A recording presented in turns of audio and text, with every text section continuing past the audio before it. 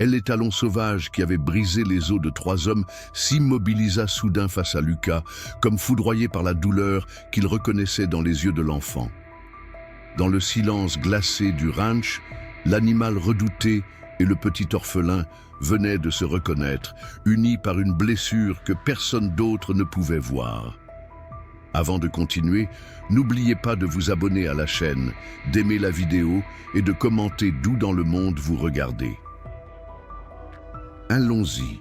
Le soleil se couchait lentement sur les contreforts des Cévennes, baignant le domaine des étoiles dans une lumière dorée qui adoucissait les contours des bâtiments en pierre calcaire.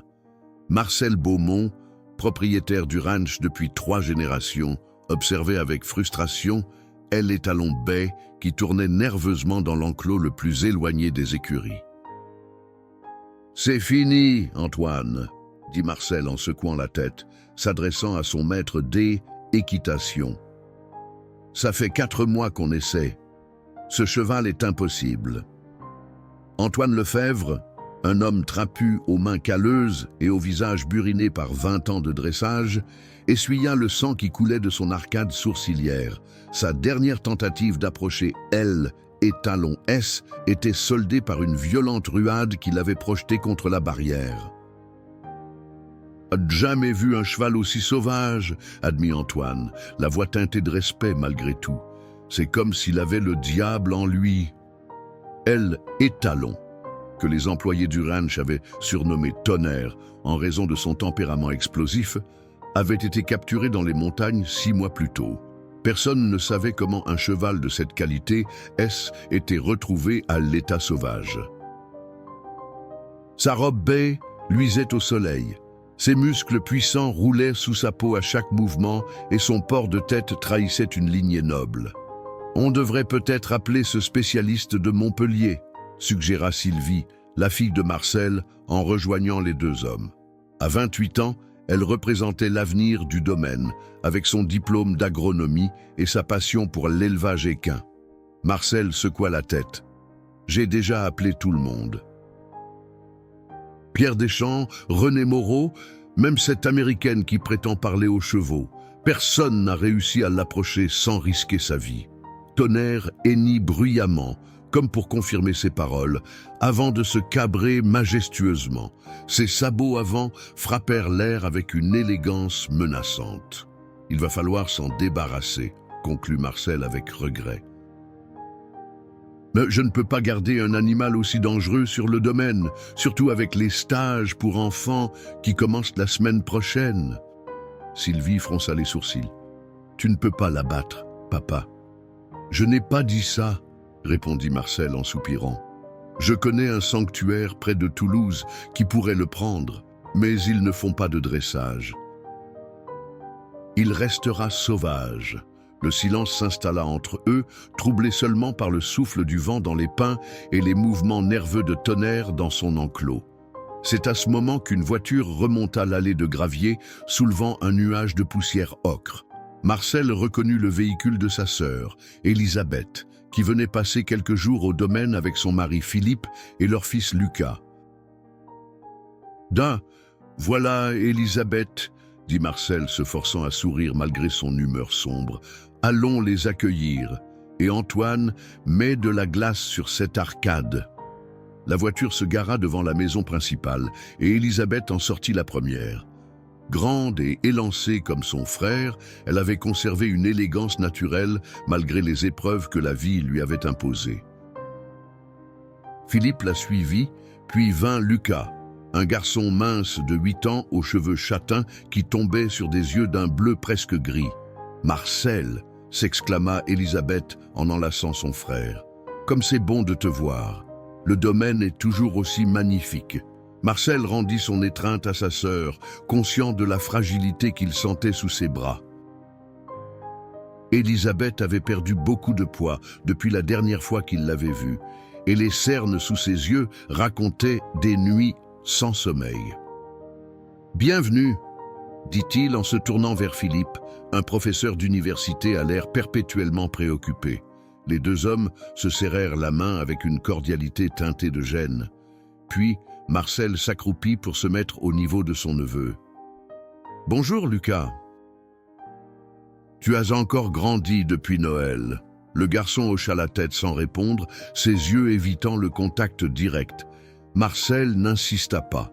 Depuis la mort de sa mère 3 ans plus tôt, Lucas parlait peu, s'enfermant dans un monde intérieur que les adultes peinaient à pénétrer. « Vous devez être fatigué après la route », intervint Sylvie. « Oh, j'ai préparé vos chambres et le dîner sera servi dans 1 heure. » Tandis que Elisabeth et Philippe déchargèrent les bagages, Lucas éloigna discrètement. Personne ne le remarqua, habitué à ses errances silencieuses. L'enfant contourna la maison principale et se dirigea vers les écuries, attiré par les hennissements qu'il avait entendus à son arrivée. Il passa devant les boxes où des chevaux dociles tendaient leur tête, espérant une caresse ou un morceau de sucre. Lucas les ignora, ses pas le guidant inexorablement vers l'enclos éloigné où Tonnerre, maintenant plus calme, observait le soleil couchant. L'enfant s'arrêta à quelques mètres de la barrière. Ses yeux rencontrèrent ceux de El Étalon, d'un brun profond bordé de cils étonnamment longs. Quelque chose dans ce regard, une solitude, une méfiance, résonna en Lucas comme un écho de ses propres sentiments.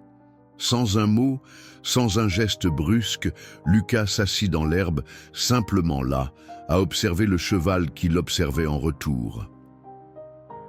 Le temps semblait suspendu dans la lumière dorée du crépuscule, créant un tableau presque irréel.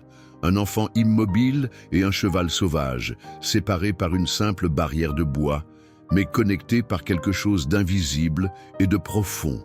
« Lucas, Lucas !» La voix d'Elisabeth résonnait dans la cour du domaine, teintée d'une inquiétude familière.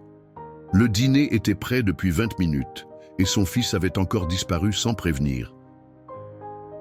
Philippe sortit sur la terrasse, son visage trahissant plus d'agacement que d'inquiétude. « Il ne peut pas être allé bien loin, tu sais comment il est... » « Justement, » murmura Elisabeth, scrutant l'obscurité grandissante.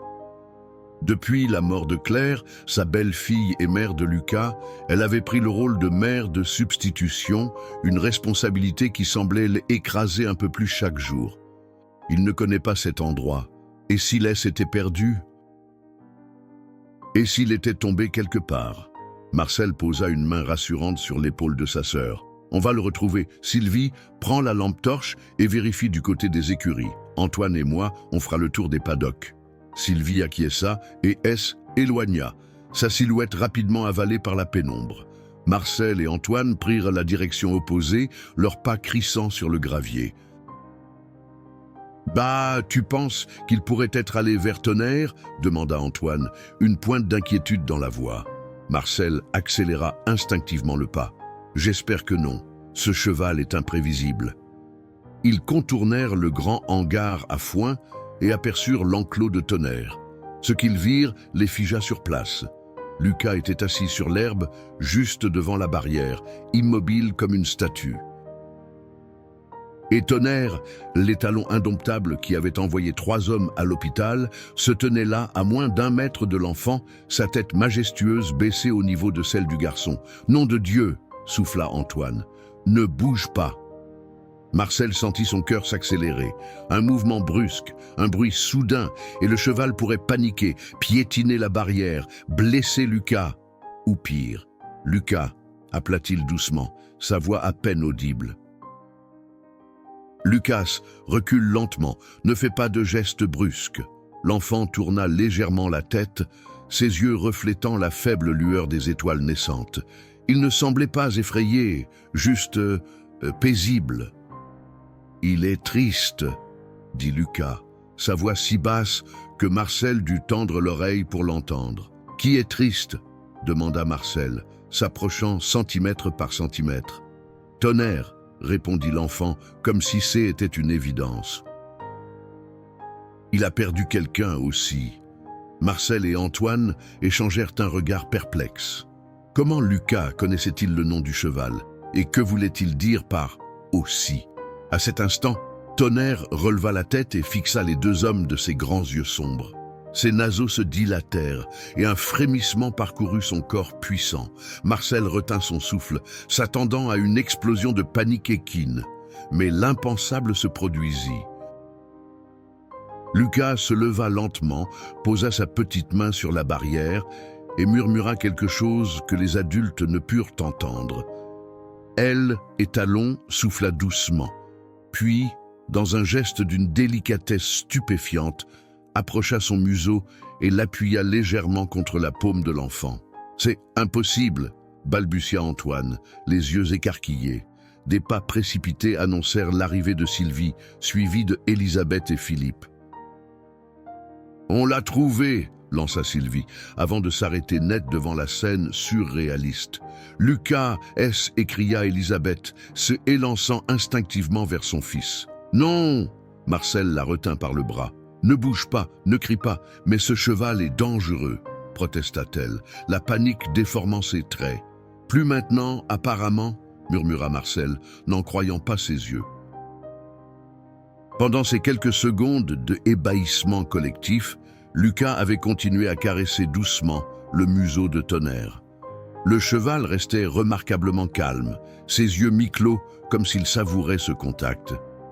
Lucas appela Philippe d'une voix qu'il voulait ferme, mais qui tremblait légèrement. « Viens ici tout de suite. » Pour la première fois de la soirée, une ombre passa sur le visage de l'enfant.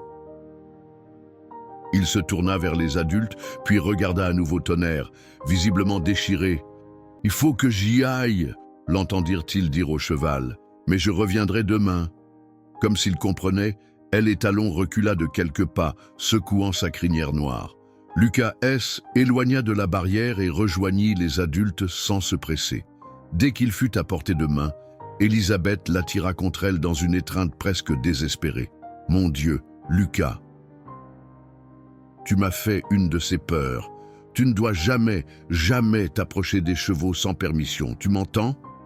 L'enfant hocha la tête, mais ses yeux étaient déjà tournés vers Tonnerre, qui n'avait pas bougé, observant la scène avec une intensité troublante. « Comment as-tu fait ça ?»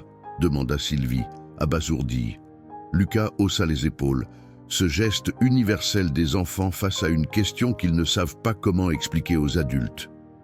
« Je lui ai juste parlé. »« Parlé ?» répéta Antoine, incrédule. « De quoi ?» Un silence, puis « de maman. De commencer quand quelqu'un qu'on aime n'est plus là. » Ces mots simples tombèrent comme des pierres dans les temps tranquilles de la soirée. Elisabeth étouffa un sanglot et même Philippe, d'ordinaire si composé, détourna le regard, visiblement ému. Marcel, lui, observait Tonnerre qui n'avait toujours pas quitté sa position près de la barrière. Pour la première fois depuis son arrivée au domaine, les étalons semblaient apaisés. « Rentrons », dit-il finalement. « Le dîner va être complètement froid. » Tandis que le petit groupe reprenait le chemin de la maison, Marcel ralentit pour se mettre au niveau de Lucas. « Tu crois vraiment qu'il a perdu quelqu'un ?» demanda-t-il doucement.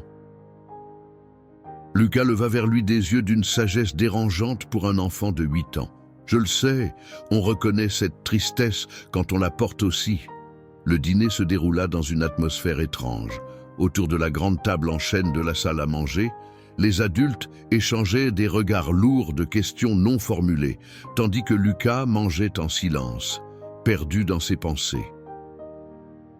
« Alors, commença Marcel, rompant enfin le silence, comment vont les choses à Lyon ?» Philippe reposa son verre de vin rouge. « L'université est toujours la même, bureaucratie, réunions interminables, étudiants de moins en moins préparés. »« Et toi, Elisabeth ?» poursuivit Marcel. « Comment se passe ton travail à la galerie ?» Elisabeth sourit faiblement. « Bien, nous avons une exposition d'un jeune peintre provençal le mois prochain.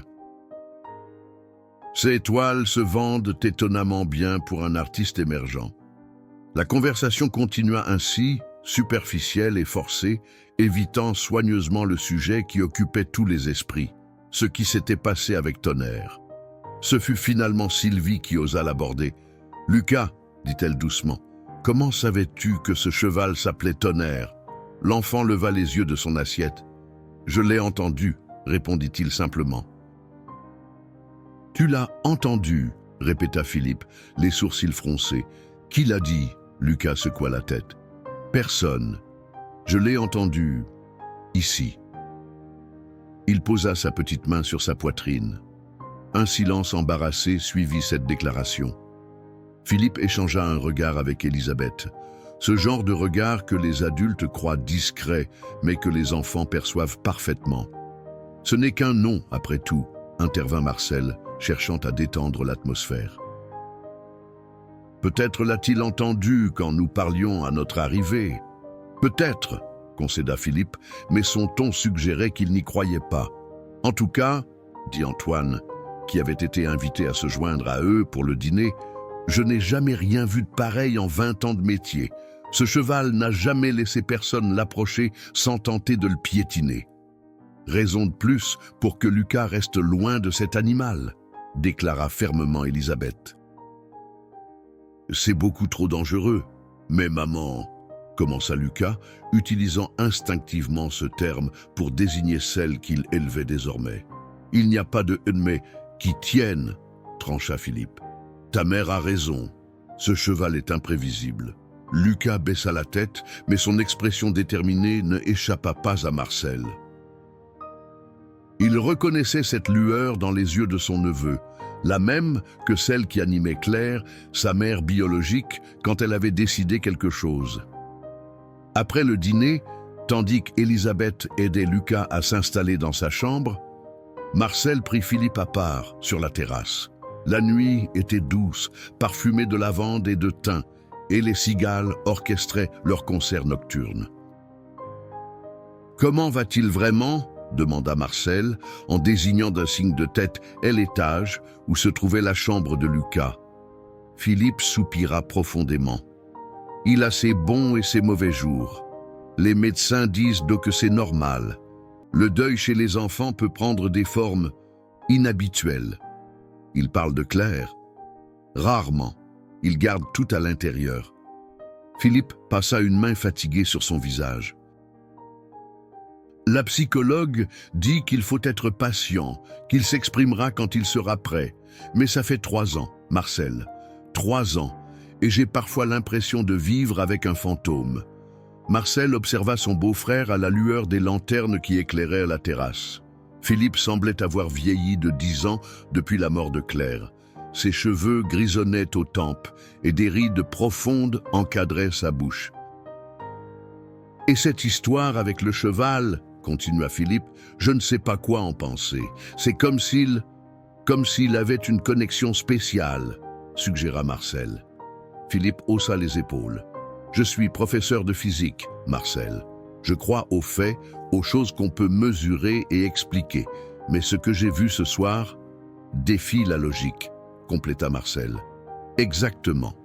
Philippe but une gorgée de son digestif. Et ça m'inquiète. Lucas est déjà suffisamment différent des autres enfants. Je ne veux pas qu'il s'enferme davantage dans un monde imaginaire. Marcel considéra ces paroles en silence. Il comprenait les inquiétudes de Philippe, mais quelque chose dans la scène dont il avait été témoin plus tôt résonnait en lui d'une façon qu'il ne pouvait ignorer.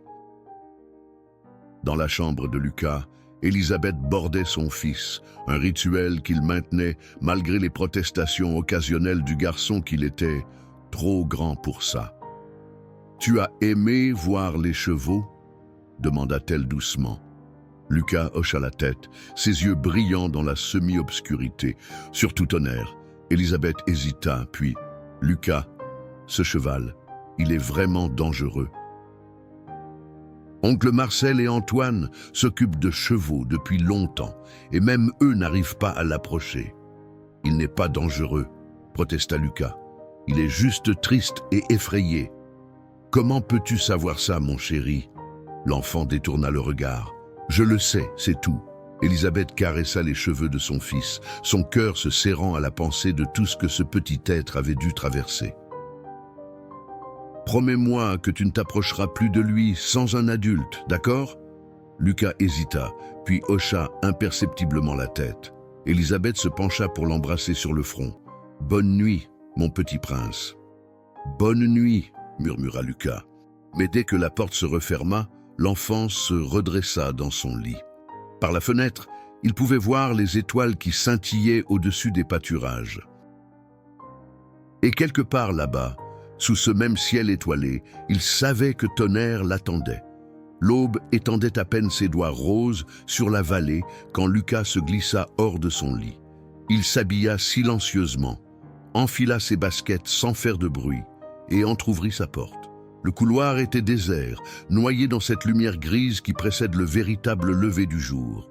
Tous dormaient encore. Lucas descendit l'escalier en évitant soigneusement la troisième marche qui grinçait, un détail qu'il avait mémorisé la veille. Dans la cuisine, il hésita, puis attrapa une pomme dans la corbeille à fruits. Sa mère, sa vraie mère, Claire, lui avait toujours dit que les chevaux adoraient les pommes. Claire. Son image flotta un instant dans l'esprit de Lucas. Son sourire, ses cheveux qui sentèrent la vanille, sa façon de rire en rejetant la tête en arrière. Des souvenirs qui s'estompaient lentement, comme une photo laissée trop longtemps au soleil. Cette idée lui serra le cœur. Il ne voulait pas oublier. Chassant ses pensées, il se faufila par la porte de service et se retrouva dehors. L'air était frais, chargé d'humidité et des parfums de la terre. Une brume légère flottait au-dessus des prés, donnant au domaine une apparence irréelle, presque magique. Sans hésiter, Lucas prit la direction de l'enclos de Tonnerre. Ses pas laissaient des empreintes sombres dans l'herbe couverte de rosée. En approchant, il sentit son cœur s'accélérer, et si le cheval ne le reconnaissait pas? Et si ce qui s'était passé la veille n'était qu'un hasard? Mais ses doutes s'évanouirent quand il aperçut la silhouette majestueuse de Tonnerre, déjà debout près de la barrière, comme s'il l'attendait. Elle, les talons, tourna la tête vers lui et émit un doux hennissement de reconnaissance. « Bonjour !» murmura Lucas en s'approchant. « Tu es réveillé tôt, toi aussi. » Il tendit la main, paume ouverte, offrant la pomme. Tonnerre renifla le fruit, puis le prit délicatement entre ses lèvres veloutées. Lucas sentit la chaleur de son souffle sur sa peau et un frisson de joie pure le traversa. « Tu vois ?» dit-il doucement, « je t'avais dit que je reviendrais ?» Enhardi, Lucas se hissa sur la barrière et s'assit à califourchon sur la lisse supérieure. Il était maintenant pratiquement à hauteur de la tête du cheval. Tonnerre s'approcha davantage et l'enfant tendit la main pour caresser son encolure puissante. « D'où viens-tu » demanda Lucas dans ce monologue à mi-voix qu'il entretenait avec l'animal. « Tu as dû avoir une maison, avant, quelqu'un qui t'aimait. » Tonnerre le fixait de ses grands yeux expressifs, comme s'il comprenait chaque mot. « J'avais une maman avant, » continua Lucas, ses doigts jouant avec la crinière noire. « Elle est partie, un accident de voiture. » Sa voix se brisa légèrement. « Papa dit qu'elle est au ciel maintenant. » Tante Elisabeth aussi, mais parfois, je sens qu'elle est encore là, tu sais, juste invisible. Tonnerre inclina sa tête imposante, son museau frôlant l'épaule de l'enfant dans un geste presque tendre. « C'est qui que tu as perdu, toi ?» murmura Lucas. « Un ami? Ta famille de chevaux ?» Comme en réponse, Tonnerre émit un son doux, presque un gémissement. Lucas posa son front contre celui du cheval, et ils restèrent ainsi, immobiles dans la brume matinale, deux âmes unies par des pertes qu'aucun mot ne pouvait vraiment décrire. « Lucas !» La voix de Marcel brisa la quiétude du moment, faisant sursauter l'enfant. « Bon sang, qu'est-ce que tu fais là ?» Son oncle s'approchait à grands pas, accompagné d'Antoine. Leur visage reflétait un mélange de colère et d'inquiétude. « Tu avais promis à ta mère, » commença Marcel, avant de s'interrompre, stupéfait, car au lieu de s'agiter comme il le faisait habituellement en présence d'étrangers, Tonnerre restait parfaitement calme, sa tête toujours contre celle de Lucas. « C'est incroyable, » murmura Antoine, s'arrêtant à distance respectueuse.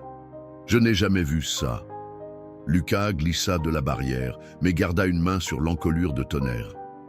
« Il n'est pas méchant, dit-il avec conviction. Il voulait juste un ami. » Marcel et Antoine échangèrent un regard, puis Marcel s'approcha lentement. « Lucas, ce n'est pas un jeu. Ce cheval a blessé plusieurs personnes. Parce qu'il avait peur, » répondit l'enfant avec une simplicité désarmante. Il ne connaissait personne ici. Il cherchait peut-être quelqu'un qu'il a perdu. Marcel s'arrêta à quelques pas de la barrière, observant avec fascination l'interaction entre son neveu et l'étalon sauvage. « Comment sais-tu tout ça ?» Lucas haussa les épaules. « Je le sens, c'est tout. » Antoine S. était progressivement rapproché, son regard professionnel évaluant le comportement du cheval. « C'est comme s'il l'avait toujours connu, » dit-il à Marcel. « Regarde sa posture, ses oreilles, il est complètement détendu. » Marcel hocha lentement la tête, une idée germant dans son esprit. « Lucas, » dit-il doucement, « aimerais-tu essayer quelque chose ?» L'enfant le regarda avec curiosité. « Quoi ?»« Reste ici avec Antoine, je reviens tout de suite. » Marcel S. éloigna rapidement vers les écuries, laissant Lucas et Antoine avec Tonnerre. L'enfant avait repris ses caresses, murmurant des mots que l'homme ne pouvait entendre. « Tu lui parles de quoi ?» demanda finalement Antoine, intrigué. Lucas hésita, puis « de maman, et du ciel, et des étoiles. » Antoine sourit, touché par cette réponse. « Tu sais, petit, les chevaux sont très sensibles. Ils ressentent ce qu'on ressent. »« Je sais, » acquiesça Lucas. « C'est pour ça qu'il m'aime bien. » On se comprend. Marcel revint quelques minutes plus tard, tenant dans ses mains un licol en cuir souple et une longe. Le visage d'Antoine s'assombrit immédiatement. « Tu n'y penses pas ?» murmura-t-il à Marcel. « C'est beaucoup trop tôt. Nous devons essayer, » répondit Marcel à voix basse. « Si ce gamin peut réellement l'approcher. » Antoine secoua la tête. « C'est dangereux. Si le cheval panique, je serai prudent, » promit Marcel. Il se tourna vers Lucas, qui observait l'échange avec curiosité. « Lucas, tu vois ce que j'ai dans les mains ?» L'enfant hocha la tête. « C'est pour attacher Tonnerre. »« Pas exactement pour l'attacher, » corrigea doucement Marcel. « C'est un licol et une longe. Ça sert à guider le cheval, à communiquer avec lui quand on marche ensemble. » Les yeux de Lucas S. éclairèrent. « Je peux essayer de lui mettre ?» Marcel hésita. « C'est délicat. Aucun de nous n'a réussi à l'approcher suffisamment pour lui passer un licol. Mais toi, il s'accroupit pour se mettre à la hauteur de l'enfant. Tu crois que Tonnerre te laisserait faire ?» Lucas se tourna vers les étalons qui n'avaient pas bougé de la barrière. « Je peux lui demander ?» Antoine émit un petit rire nerveux. « Lui demander ?» Mais Lucas était déjà retourné près de Tonnerre. Il lui parlait à voix basse en caressant son museau. Le cheval écoutait, ses oreilles pointées vers l'avant, signe d'attention et de curiosité. « Je pense qu'il est d'accord », annonça finalement Lucas. Marcel échangea un regard avec Antoine, puis tendit le licol à l'enfant. « Sois très doux, ne fais pas de mouvements brusques. » Lucas prit le licol avec précaution. Marcel ouvrit la porte de l'enclos, assez pour que l'enfant puisse y entrer, mais pas suffisamment pour que Tonnerre puisse se précipiter à l'extérieur s'il paniquait. « Fais attention !» murmura Antoine, visiblement tendu. Lucas entra dans l'enclos sans la moindre hésitation. Pour la première fois, aucune barrière ne le séparait de l'imposant étalon. Tonnerre le regarda s'approcher, puis baissa légèrement la tête comme pour faciliter la tâche de l'enfant. Avec des gestes d'une lenteur délibérée, Lucas leva le licol et commença à le positionner sur la tête du cheval. Ses petites mains travaillaient avec une dextérité surprenante pour un enfant de son âge. « C'est bien !» encouragea doucement Marcel. « Continue comme ça. » Le temps semblait suspendu. Marcel et Antoine retenaient leur souffle, prêts à intervenir au moindre signe de danger, mais Tonnerre restait parfaitement immobile, comme s'il comprenait l'importance du moment. Finalement, Lucas attacha la dernière boucle et recula d'un pas, tenant la longe dans sa main. « Voilà », dit-il simplement. Marcel et Antoine échangèrent un regard stupéfait. En l'espace de 5 minutes, cet enfant avait accompli ce que des semaines d'efforts n'avaient pu réaliser. « Maintenant, » dit Lucas en se tournant vers Tonnerre, « on va marcher ensemble, d'accord ?» Et sous les yeux ébahis des deux hommes, l'enfant commença à guider l'étalon autour de l'enclos. Tonnerre le suivait docilement, adaptant ses pas imposants au rythme des petites jambes de Lucas. « Je n'en crois pas mes yeux, » murmura Antoine. « Ah, c'est comme s'ils se connaissaient depuis toujours, » répondit Marcel, une émotion indéfinissable dans la voix. Le soleil S était complètement levé maintenant, baignant la scène d'une lumière dorée. Au loin, des voix se firent entendre, Élisabeth et Philippe, probablement à la recherche de leur fils. « Oh non !» soupira Marcel. « Ils vont paniquer s'ils le voient dans l'enclos. »« Lucas !» appela-t-il. « Je crois que tes parents arrivent. »« Il vaudrait mieux que tu sortes maintenant. » L'enfant s'arrêta, visiblement déçu. « Mais on vient juste de commencer. »« Je sais, » dit Marcel avec sympathie. « Mais n'oublie pas que tu as promis à ta mère de ne pas t'approcher de Tonnerre sans un adulte. »« Mais vous êtes là !» protesta Lucas. « Oui, mais nous n'avions pas la permission de tes parents, » expliqua Marcel, « et ils s'inquiètent pour toi. » Lucas soupira, puis se tourna vers Tonnerre. « Je dois y aller, » lui dit-il, « mais je reviendrai. » À la surprise générale, il tendit la longe à Marcel à travers la barrière. « Tiens-le pendant que je sors, » dit-il avec une assurance étonnante. « Il ne fera rien. » Marcel prit la longe, s'attendant à ce que Tonnerre se cabre ou tente de échapper. Mais l'étalon resta parfaitement calme, ses yeux fixés sur Lucas. L'enfant sortit tranquillement de l'enclos, puis caressa une dernière fois le museau du cheval. « À plus tard !» promit-il. Au même moment, Élisabeth et Philippe apparurent au détour du chemin. En apercevant son fils près de l'enclos de Tonnerre, Élisabeth se figea, puis se précipita vers lui. « Lucas, mon Dieu, qu'est-ce que tu fais ici ?»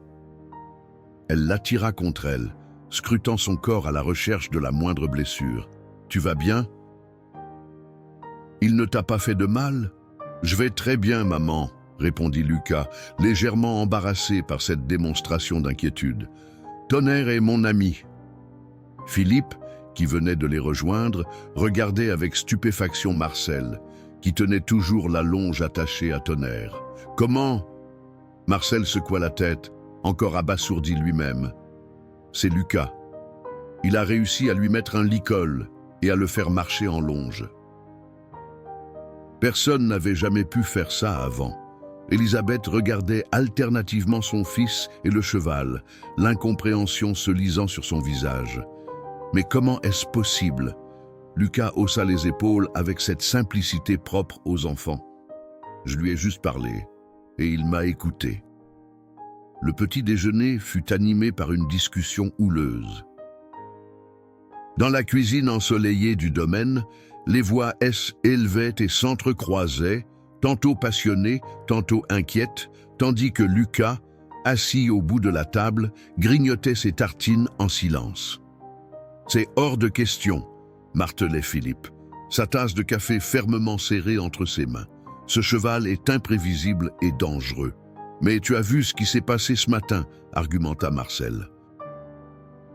Tonnerre était parfaitement calme avec Lucas. Il lui a même permis de lui mettre un licol. Un coup de chance, rétorqua Philippe.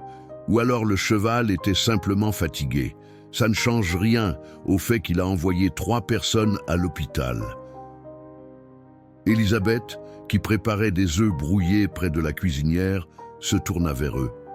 Son visage trahissait le conflit intérieur qui l'habitait. « Je comprends ton enthousiasme, Marcel, mais nous parlons de la sécurité de Lucas. C'est notre priorité. » « Bien sûr, » acquiesça Marcel, « et je ne suggère pas de le laisser seul avec Tonnerre. Mais pensez-y, et si Lucas pouvait nous aider à dresser ce cheval? Antoine et moi serions toujours présents et nous prendrions toutes les précautions nécessaires.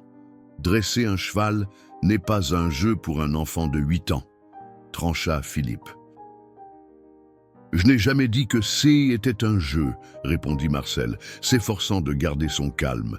Mais ce garçon a un don avec cet animal, un don que je n'avais jamais vu en 30 ans d'expérience. Sylvie, qui était restée silencieuse jusqu'alors, posa une main apaisante sur l'épaule de son père. Papa a raison, ce qui s'est passé ce matin était exceptionnel. Lucas a fait plus en 5 minutes que nous tous en plusieurs mois. Et puis, ajouta Antoine, qui avait été invité à se joindre à la discussion, ça pourrait être bénéfique pour Lucas aussi. Tous les regards se tournèrent vers lui. Antoine, d'ordinaire taciturne, semblait mal à l'aise d'être soudain le centre de l'attention. « Ce que je veux dire, continua-t-il en se raclant la gorge, c'est que les chevaux peuvent être thérapeutiques. Surtout pour les enfants qui ont vécu des choses difficiles. » Un silence lourd s'installa dans la cuisine. Le mot « thérapeutique » flottait dans l'air, chargé de non-dits et d'espoirs fragiles. « Elle, équithérapie », murmura Elisabeth, comme si elle se parlait à elle-même. Sa psychologue en a parlé une fois. « Exactement », approuva Marcel, saisissant cette ouverture. « Les chevaux sont des miroirs de nos émotions. Ils nous aident parfois à exprimer ce que nous n'arrivons pas à dire avec des mots. » Philippe soupira profondément, passant une main dans ses cheveux déjà ébouriffés. « Je ne sais pas. » C'est alors que Lucas, qui semblait n'avoir rien écouté jusque-là, leva la tête de son assiette. « S'il vous plaît, dit-il simplement. Mais laissez-moi aider Tonnerre. » Ces quelques mots, prononcés avec une intensité inhabituelle, eurent l'effet d'une bombe silencieuse. Elisabeth et Philippe échangèrent un regard, momentanément déstabilisés par cette intervention inattendue. « Lucas, commença Elisabeth en s'approchant de lui, nous voulons juste que tu sois en sécurité. »« Je sais, répondit-il, mais Tonnerre ne me fera pas de mal, il me l'a promis. » Philippe fronça les sourcils. « Les chevaux ne font pas de promesses, Lucas. Celui-ci, si, affirma l'enfant avec une conviction qui défiait toute logique adulte. Marcel s'accroupit près de son neveu. « Tu sais, si tes parents sont d'accord, nous pourrions essayer quelque chose. Peut-être que tu pourrais venir avec Antoine et moi, juste 1 heure par jour, pour travailler avec Tonnerre, toujours sous notre surveillance, bien sûr. » Les yeux de Lucas s'illuminèrent. « Vraiment ? Attendez, intervint Philippe. Nous n'avons pas encore décidé. Et si nous faisions un essai, suggéra Sylvie. Un seul, aujourd'hui, avec toutes les précautions possibles. Si ça se passe bien, nous en reparlerons. » Elisabeth considéra cette proposition, son regard passant de son fils à son frère. « Qu'est-ce que tu en penses, Philippe ?» Philippe semblait toujours réticent, mais l'espoir qui brillait dans les yeux de Lucas était difficile à ignorer. « Un essai, concéda-t-il finalement. Avec des conditions strictes, Marcel et Antoine doivent être présents à tout moment. Lucas reste en dehors de l'enclos, sauf autorisation spécifique, et au moindre signe de danger, on arrête tout. »« Bien sûr, acquiesça immédiatement Marcel. »« Nous prendrons toutes les précautions nécessaires. » Lucas se leva d'un bond, un sourire radieux illuminant son visage. « Merci, papa. Merci, maman. » Était la première fois depuis des mois que Elisabeth voyait son fils sourire ainsi, avec cette joie sans retenue propre à l'enfance. Elle échangea un regard avec Philippe, et dans ses yeux, elle lut la même émotion mêlée d'espoir et d'appréhension qui l'habitait. « Et après le petit déjeuner, tempéra Marcel, et seulement quand tout sera prêt. » Lucas hocha vigoureusement la tête, soudain pressé de terminer ses tartines. Tandis que la conversation reprenait autour de la table, Elisabeth observait son fils avec un mélange de tendresse et d'inquiétude. Quelque chose avait changé en lui depuis leur arrivée au domaine. Une étincelle était rallumée, comme si une partie de lui, longtemps endormie, commençait à s'éveiller. Elle ne pouvait s'empêcher de se demander si cette étincelle était un cadeau ou un danger. La leçon commença en milieu de matinée. Marcel avait pris toutes les précautions possibles. Un enclos plus petit et sécurisé avait été préparé. Antoine et 2 autres employés du domaine se tenaient prêts à intervenir. Et Philippe et Élisabeth observaient depuis une distance qu'ils jugeaient raisonnable. Lucas, lui, était d'un calme étonnant. Il portait un casque d'équitation que Sylvie avait retrouvé dans les réserves, un peu grand pour lui, mais la sécurité primait sur l'élégance. « Bah prêt ?» demanda Marcel en posant une main sur les épaules de son neveu.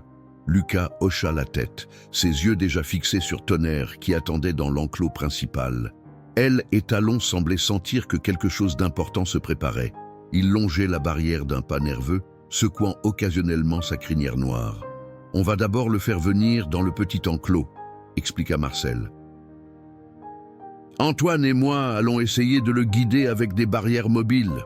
Toi, tu restes ici jusqu'à ce que je te dise que c'est bon, d'accord ?»« D'accord », acquiesça Lucas, bien que son expression trahisse une légère impatience. Marcel fit un signe à Antoine, et les 2 hommes s'approchèrent de l'enclos principal, tenant chacun une barrière mobile en bois. La technique était classique. Créer un couloir visuel pour guider le cheval vers la porte reliant les 2 enclos.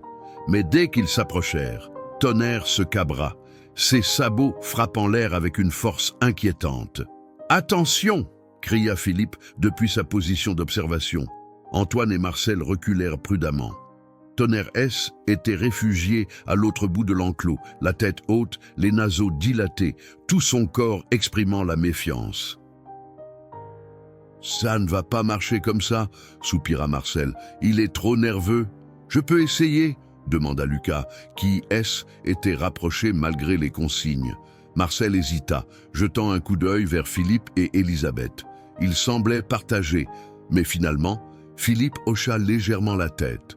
Un geste minime qui signifiait « une chance, pas plus ». « D'accord », concéda Marcel. « Mais tu restes derrière la barrière et tu me laisses ouvrir la porte entre les 2 enclos. Compris ?» Lucas acquiesça solennellement. Marcel ouvrit la porte connectant les enclos, puis recula, gardant une main protectrice près de son neveu. Lucas s'approcha de la barrière et, qu'à la surprise générale, émit un sifflement doux, mélodieux, qui semblait presque une chanson. Tonnerre dressa les oreilles. Pendant un long moment, personne ne bougea. Puis, comme attirée par une force invisible, elle et Talon commença à s'approcher, doucement, prudemment. « Comment fait-il ça ?» murmura Antoine. « Chut !» souffla Marcel, craignant que le moindre bruit ne rompe cette étrange communion.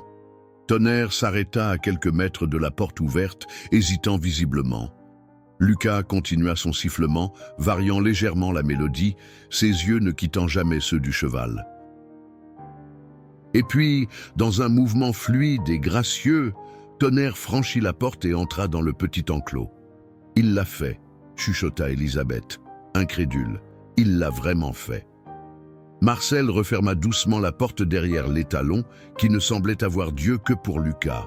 L'enfant avait cessé de siffler et tendait maintenant sa petite main à travers la barrière. « Bonjour, Tonnerre », dit-il simplement. « Tu vois ? Je t'avais dit que je reviendrais. » Comme en réponse, le cheval s'approcha et pressa son museau contre la paume offerte. Ce geste, d'une tendresse presque improbable venant d'un animal réputé dangereux, arracha des exclamations étouffées aux spectateurs. « Est-ce que je peux entrer maintenant ?» demanda Lucas, tournant son regard vers Marcel. Son oncle échangea un coup d'œil avec Antoine, puis avec Philippe et Élisabeth. La tension était palpable, mais l'incroyable docilité de Tonnerre en présence de Lucas était indéniable. « D'accord », dit finalement Marcel, « mais je viens avec toi. » Lucas secoua la tête. « Il sera nerveux si vous venez. Il me fait confiance, mais pas encore à vous. » Marcel fronça les sourcils. Ce n'était pas ce qu'il avait prévu. « Lucas, je ne peux pas te laisser seul dans l'enclos. » Tes parents ne seraient jamais d'accord. Alors restez juste à côté de la porte, proposa Lucas. Si quelque chose ne va pas, vous pourrez intervenir tout de suite. Antoine posa une main sur l'épaule de Marcel. Le gamin a raison. Ce cheval est différent avec lui. Si on s'approche trop, on risque de tout gâcher. Après un moment d'hésitation, Marcel acquiesça. Très bien. Mais au moindre signe de problème, tu sors immédiatement. Il ouvrit la petite porte de l'enclos et Lucas se glissa à l'intérieur. Tonnerre recula légèrement, mais sans montrer de signe d'agitation. L'enfant s'avança lentement, parlant doucement. « C'est juste moi, » disait-il. « Je viens juste passer un moment avec toi.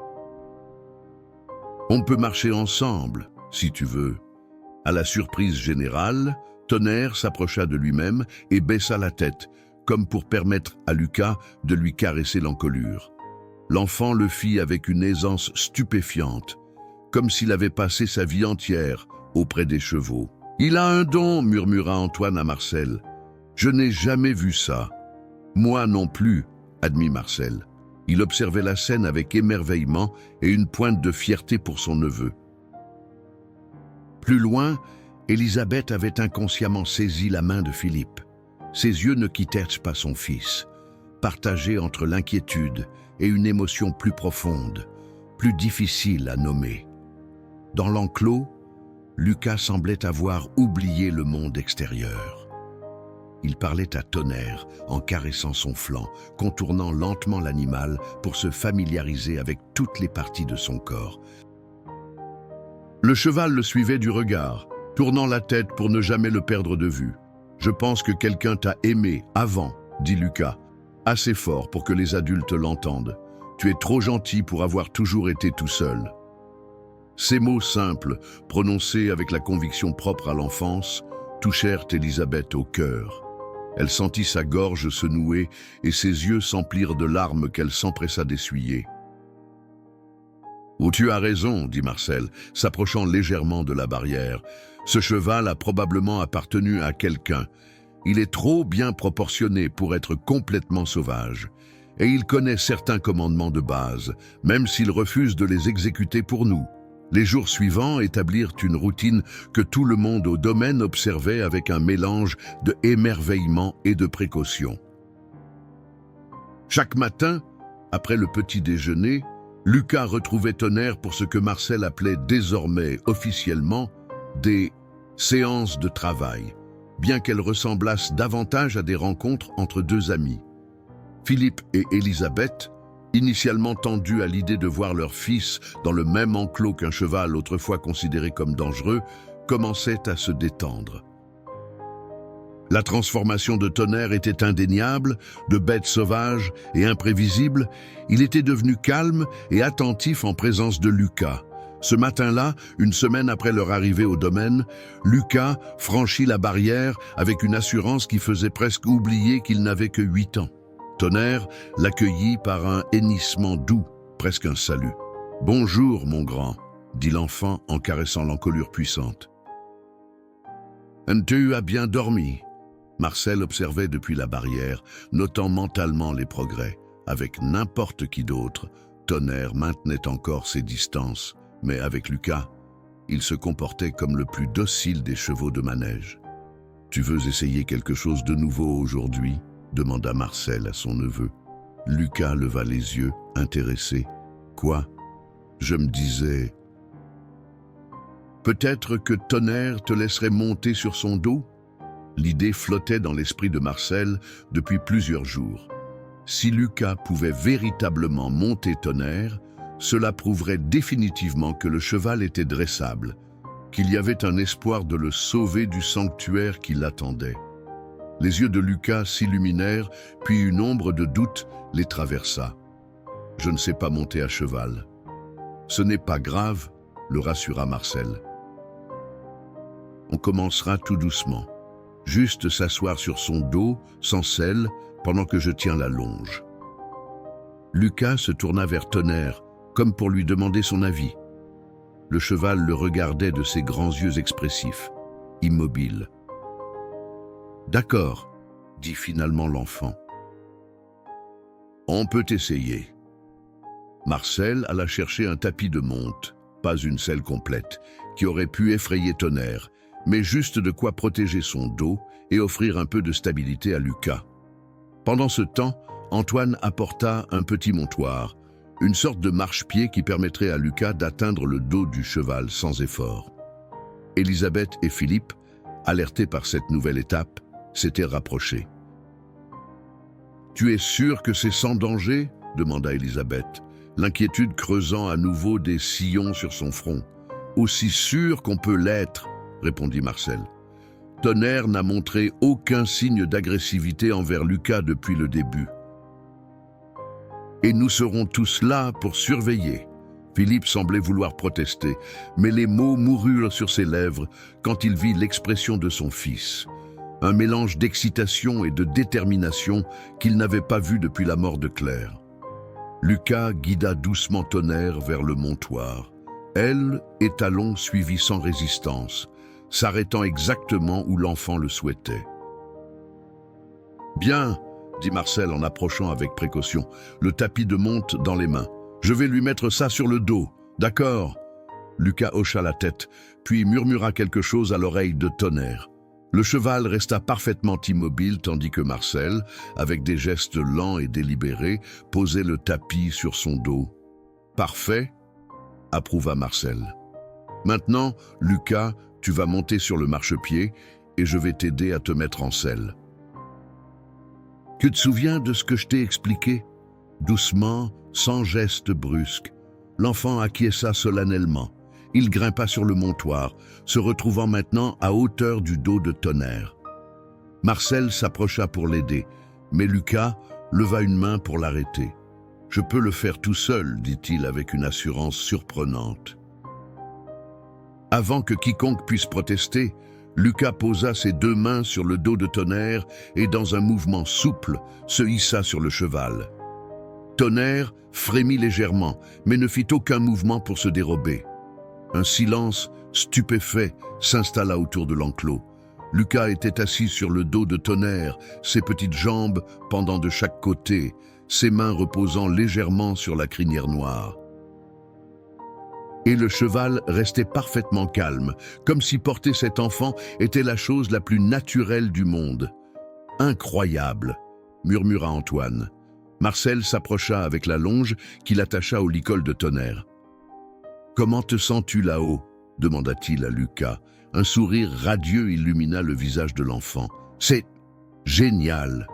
Je peux voir tout le domaine d'ici. » Elisabeth porta une main à sa bouche, partagée entre l'inquiétude et l'émotion. Philippe, à ses côtés, semblait avoir momentanément oublié ses réserves, fasciné par la transformation de son fils.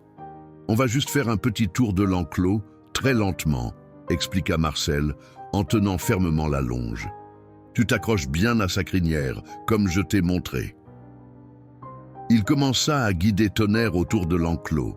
Le cheval avançait d'un pas mesuré, comme conscient de la responsabilité qu'il portait. Lucas, sur son dos, rayonnait littéralement de bonheur. « Regarde, maman, regarde, papa !»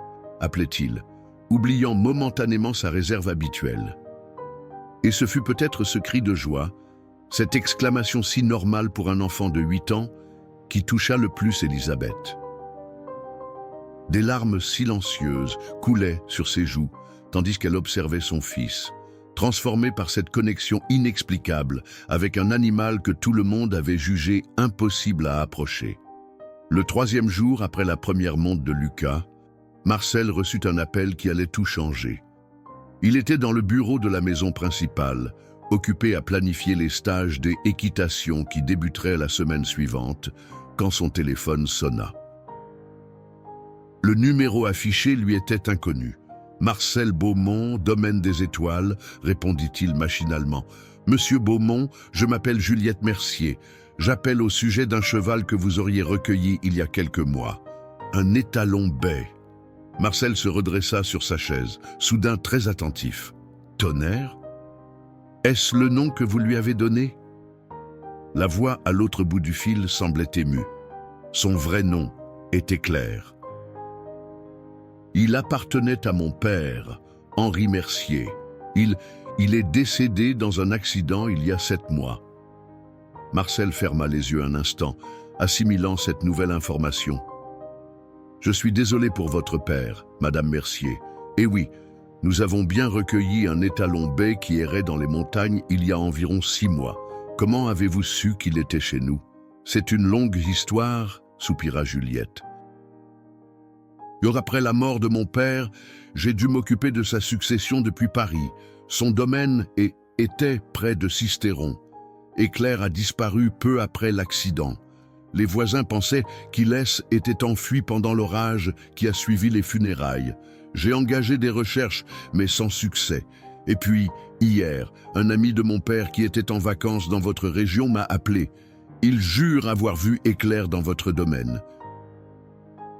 Il l'a reconnu grâce à sa marque distinctive, une tache blanche en forme d'éclair sur le poitrail. « C'est bien lui », confirma Marcel, se rappelant cette marque particulière. « Votre ami a de bons yeux. »« Monsieur Beaumont », continua Juliette, sa voix trahissant une certaine nervosité. « Je sais que cela peut sembler abrupt, mais Éclair représente beaucoup pour moi. C'est le dernier lien qui me reste avec mon père. J'aimerais le récupérer. » Marcel sentit un poids s'installer dans sa poitrine. Bien sûr, légalement, si cette femme pouvait prouver que Tonnerre, ou plutôt Éclair, appartenait à son père, elle avait tout à fait le droit de le réclamer. Mais comment expliquer cela à Lucas? « Madame Mercier, je comprends votre position, mais la situation est un peu compliquée. Ce cheval... Il a développé un lien très particulier avec mon neveu. Il lui raconta alors brièvement l'histoire de Lucas et Tonnerre, comment l'enfant était le seul à pouvoir approcher elle et Talon, comment cette relation semblait aider le garçon à surmonter le deuil de sa mère. Un silence suivit son récit, puis Juliette reprit la parole, sa voix plus douce qu'auparavant. « Je comprends, vraiment. Mais vous devez aussi comprendre que mon père a élevé Éclair depuis sa naissance. Ils étaient inséparables. Après la mort de ma mère, ce cheval était devenu sa raison de vivre. » Marcel soupira. « Je ne remets pas en question votre droit de récupérer votre cheval, Madame Mercier. Je vous demande juste, pourriez-vous venir au domaine? Voir par vous-même la situation avant de prendre une décision définitive ?» Après un moment d'hésitation, Juliette accepta. « Je peux être là après-demain. J'ai besoin de rassembler les documents qui prouvent que Éclair appartenait à mon père. »« Bien sûr, » acquiesça Marcel, « nous vous attendrons. » Après avoir raccroché, Marcel resta un long moment immobile, fixant le téléphone comme s'il était responsable de ce développement inattendu. Comment allait-il annoncer cela à Lucas et à Philippe et Elisabeth? Il fut tiré de ses réflexions par des éclats de rire provenant de l'extérieur. S'approchant de la fenêtre, il vit Lucas dans l'enclos avec Tonnerre. « Non, Éclair », se corrigea-t-il mentalement. L'enfant trottait à côté du cheval, une main posée sur son flanc, visiblement en train de lui raconter quelque chose qui les amusait tous les deux. Car oui, Marcel aurait juré que le cheval riait aussi, à sa façon équine. « Je ne peux pas lui faire ça », murmura-t-il pour lui-même. Mais il savait qu'il n'avait pas le choix. Tonnerre avait une propriétaire légitime et elle venait le récupérer. Au dîner ce soir-là, Marcel était inhabituellement silencieux, remuant sa nourriture plus qu'il ne la mangeait. Elisabeth, qui connaissait son frère par cœur, ne tarda pas à le remarquer. « Quelque chose ne va pas, Marcel », demanda-t-elle tandis que Sylvie débarrassait les assiettes du plat principal. Marcel leva les yeux, croisant le regard inquiet de sa sœur, puis celui, curieux, de Lucas. Il avait espéré avoir cette conversation après que l'enfant serait couché, mais peut-être valait-il mieux être honnête dès maintenant. « J'ai reçu un appel aujourd'hui », commença-t-il lentement. Au sujet de Tonnerre, Lucas se redressa immédiatement, toute son attention focalisée sur son oncle. « Qu'est-ce qu'il y a? Il est malade ?»« Non, non, rien de tel. le rassura Marcel. En fait, il s'avère que Tonnerre a une propriétaire, la fille de l'homme qu'il élevait. Son vrai nom est Éclair. Un silence stupéfait accueillit cette révélation. Lucas fut le premier à le briser. « Éclair », répéta-t-il, comme pour tester le nom. « Ça lui va bien, à cause de la marque sur son poitrail, n'est-ce pas ?» Marcel acquiesça, surpris que Lucas ait remarqué ce détail. « Exactement. Comment as-tu su ?» Lucas haussa les épaules. « Il me l'a dit. » Philippe et Élisabeth échangèrent un regard, mais ne commentèrent pas cette déclaration. Ils étaient habitués à ce genre de remarques de la part de leur fils, acceptant qu'il y avait entre lui et le cheval quelque chose qui dépassait leur compréhension. « Et qu'est-ce que ça signifie ?» demanda Philippe, anticipant déjà la réponse. Marcel prit une profonde inspiration. La propriétaire, Madame Mercier, vient après-demain pour récupérer Éclair. Il appartenait à son père, qui est décédé il y a quelques mois. Les yeux de Lucas écarquillèrent. Mais il ne peut pas partir. Il est à moi. Lucas, intervint doucement Élisabeth, Tonnerre, Éclair, n'a jamais été à nous. Si cette dame peut prouver qu'il lui appartient... Non! Lucas se leva brusquement, renversant son verre d'eau. Vous ne comprenez pas, il a besoin de moi. Et j'ai besoin de lui. Avant que quiconque puisse réagir, l'enfant avait quitté la table en courant et était précipité à étage. Le claquement de sa porte résonna dans la maison soudain silencieuse. « Je suis désolé, » murmura Marcel. « J'aurais dû attendre, trouver un meilleur moment. »« Non, » soupira Philippe, « il n'y a pas de bon moment pour ce genre de nouvelles. » Il échangea un regard avec Élisabeth. « Je vais lui parler. Laisse-lui un peu de temps, suggéra-t-elle. Il a besoin de digérer l'information. » Mais Philippe secoua la tête. Le temps ne fera qu'empirer les choses. Il doit comprendre que certaines situations, aussi douloureuses soient-elles, doivent être acceptées. Sur ces mots, il se leva et se dirigea vers l'escalier. Marcel et Élisabeth restèrent à table, écoutant les pas de Philippe résonner dans le couloir, puis le léger coup frappé à la porte de Lucas. « Tu crois qu'il n'y a vraiment aucun moyen de garder Éclair ?» demanda Élisabeth à son frère. Marcel soupira. « Légalement, non. Si cette femme peut prouver que le cheval appartenait à son père, nous n'avons aucun recours. Et moralement, c'est son dernier lien avec son père, Élisabeth. » « Je ne peux pas lui enlever ça. » Élisabeth hocha la tête, comprenant parfaitement ce que signifiait s'accrocher aux derniers vestiges d'un être aimé. À l'étage, Philippe frappait doucement à la porte de son fils. « Lucas, je peux entrer ?» Le jour de l'arrivée de Juliette Mercier, le domaine des étoiles semblait retenir son souffle. Lucas avait à peine parlé depuis l'annonce, passant chaque moment disponible avec Tonnerre ou Éclair, comme tout le monde s'efforçait maintenant de l'appeler. Philippe et Élisabeth observèrent leur fils avec inquiétude, craignant que cette nouvelle séparation ne rouvre des blessures à peine cicatrisées. Marcel attendait dans la cour quand une petite voiture bleue remonta l'allée. Une femme d'une quarantaine d'années en descendit, élégante, avec des traits fins et des yeux qui portaient une tristesse familière. Elle tenait une pochette en cuir qui contenait probablement les documents prouvant sa propriété. « Madame Mercier !» l'accueillit Marcel en lui serrant la main. « Merci d'être venue. »« Appelez-moi Juliette, je vous en prie, » répondit-elle avec un léger sourire. « Et merci de prendre soin de Éclair tout ce temps. » Marcel la conduisit vers l'enclos où Lucas était assis dans l'herbe, Éclair paisiblement allongé à côté de lui. L'image était saisissante, un petit garçon et un puissant étalon, unis dans une confiance mutuelle que même les adultes les plus expérimentés n'avaient pu établir. Juliette s'arrêta net, sa main se portant instinctivement à sa bouche. « Mon Dieu !» murmura-t-elle, « c'est bien lui !» C'était clair. À cet instant, comme s'il avait reconnu son nom, le cheval leva la tête. Ses yeux se fixèrent sur Juliette et un frémissement parcourut son corps puissant.